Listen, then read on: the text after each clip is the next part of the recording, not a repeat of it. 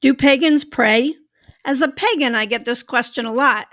Many people assume that prayer is only part of the Christian religion. In fact, prayer is part of many religions and spiritual paths.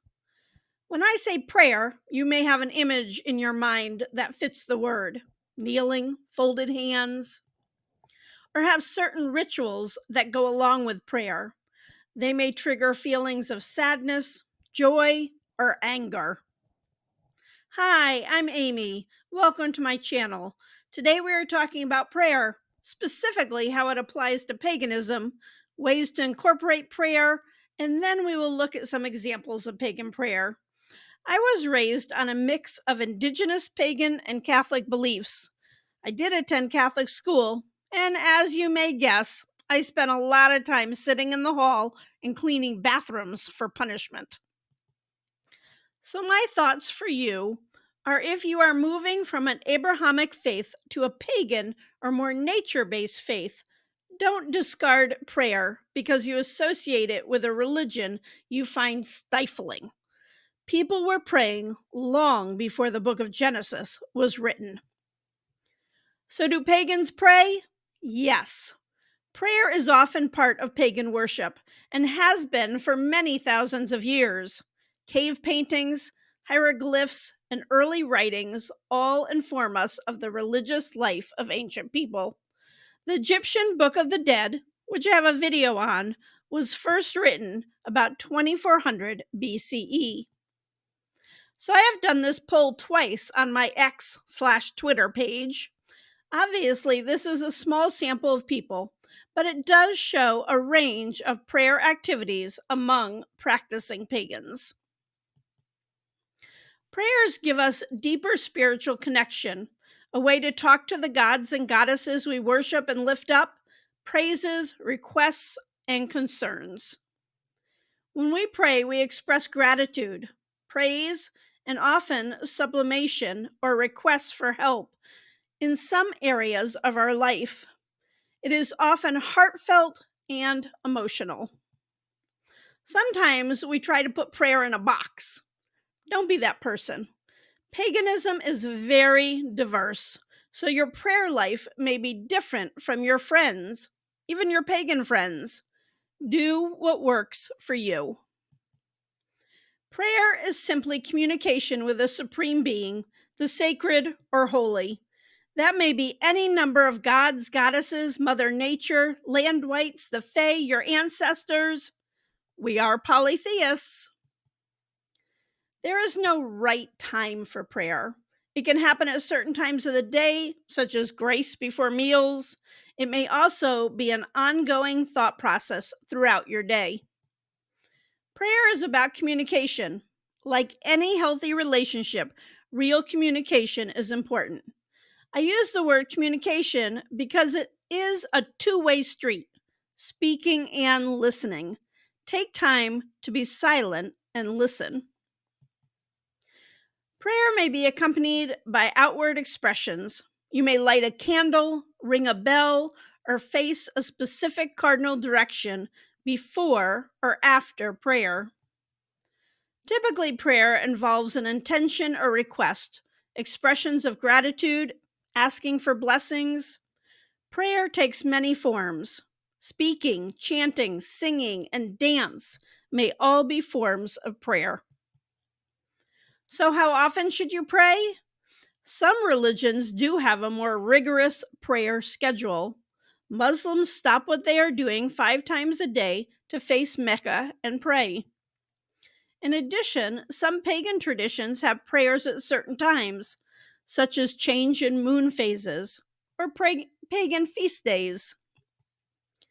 There is no right or wrong when determining a prayer schedule. That is a personal decision that you make for yourself and with others, people that you live with. So, what examples do we have of pagan prayer to inspire us? We have prayers from many pagan civilizations that had a written language. Here is a prayer that was said in a play written by Plautus. O Neptunus, brother of Jove and Nereus, heartily and gladly I give you praise and grateful thanks, And to you, Neptunus, before all other gods, I offer and accord you the highest thanks. I give you praise, for you know how to treat men fairly. This befits the gods. This famous Nordic prayer, Hail day, hail sons of day, and night and her daughter now, look on us here with loving eyes, that waiting we victory win. Hail to the gods, ye goddesses, hail, and all the generous earth. Give us wisdom and goodly speech and healing hands lifelong. So, Eric has a new book out on how to become a Norse pagan. Eric is our resident Norse expert, and he has a real heart for helping beginner followers in the faith. This book is on Amazon in paperback and on the website in a PDF download. Also, I have a course on candle magic, very beginner friendly, and I'm in the class to answer questions. My goal is to help you grow in your pagan journey. We often give offerings to a deity we are following. This shows reciprocity, tangled on that word, and that we honor and care about the deity. Some offerings are more casual, like these outdoor street offerings that are common in Bali.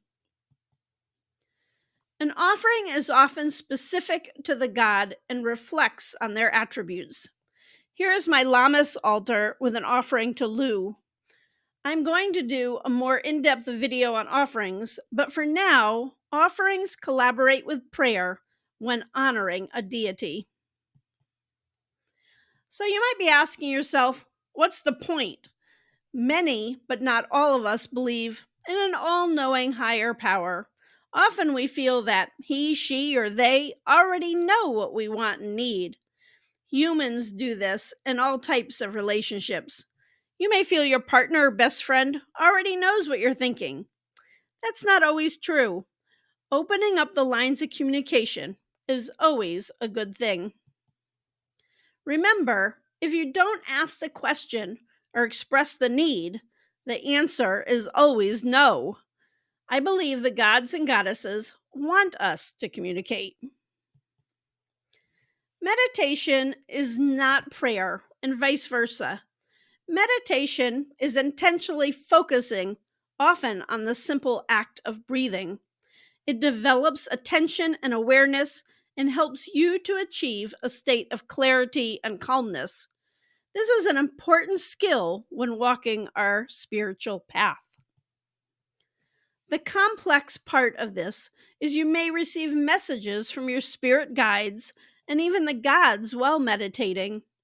This is because your mind is clear and you are open. In our daily lives, our brains are so busy and loud that we may not hear their voices.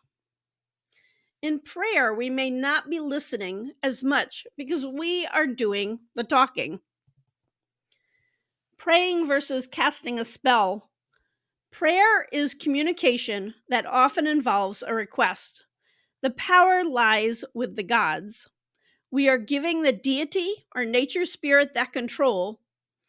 The spell is you making a change by going through a set of actions. During a spell, you are redirecting energy and seeking to control a situation. The power here lies with the person casting the spell. Now, you may invoke a god or goddess to assist you and to bring their energy to the spell, but the end result of a spell is making a change.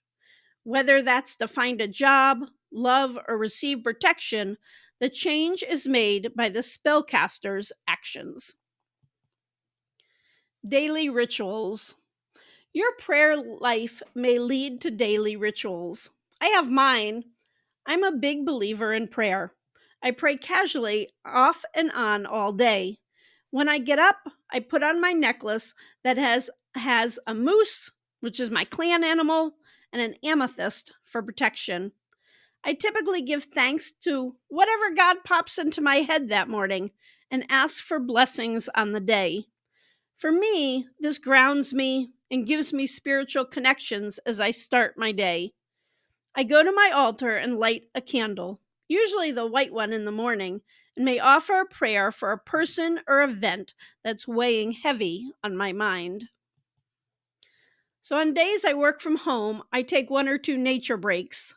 I have 2 parks and easy walking distance. Sometimes I just need to get outside because I'm frustrated and need to just enjoy the peace that nature brings me. Often, when I'm outside, I tend to pray for something I need or want. One thing I try to do is express gratitude. So I have a goal to say 10 things I am grateful for every day. And I challenge myself to go deep with that. Instead of, I'm thankful for clean water, I may say, I'm grateful my local politicians passed a law to help protect the waters in our lakes. Or I might include a related deity in my gratitude. Arshio is the Celtic goddess of wildlife. So, not just Arshio, I'm thankful for wildlife, but Arshio, I'm thankful for the squirrel I watched this morning because it reminded me of the abundance of food I have compared to many others in the world. I thank you, Arshio, for watching over wildlife. For me, driving can also be a time to focus on gratitude and prayer. So I have a really ancient car and the radio doesn't work. I've developed this habit of praying whenever I get in the car, partially because I want the car to run, but sometimes I just recite poems or prayers. There are also times when I will focus on a specific deity. So here is my Odin altar, where I honored him and presented offerings. And since Odin loves poetry, I read poetry as my prayer to him. I think pagan parents often face the problem of communicating beliefs to their children. Taking children out in nature and teaching them how we are a part of the natural world is a wonderful first step. So when I was young, my great grandmother and I went for walks in the woods. We called them woods walks. She was a great botanist and lover of plants. She taught me about what plants were good for eating and medicine, and she told me stories.